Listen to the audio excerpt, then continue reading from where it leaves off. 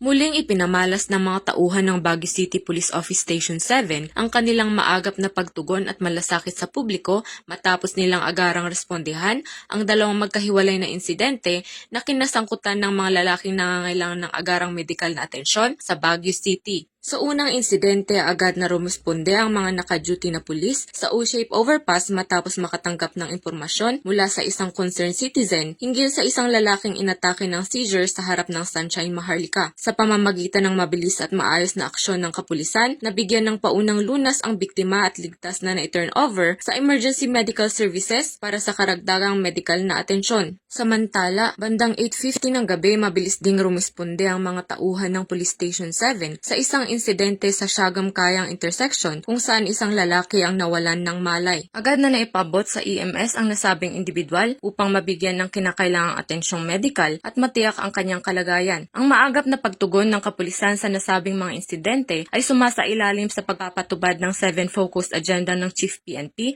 particular sa pagsusulong ng community engagement, public safety at mas pinaigting na police responsiveness upang matiyak ang kaligtasan at kapakanan ng mamamayan. Patuloy na pinatutunayan ng kapulisan ang kanilang kahandaan, dedikasyon at malasakit sa pagbibigay ng mabilis at maaasahang serbisyo para sa bawat mamamayan. Mula dito sa reyon ng Cordillera, ako ang inyong PNN correspondent, Patroluman Grace Bulangan, alagad ng batas, tagataguyod ng Balitang Pulis.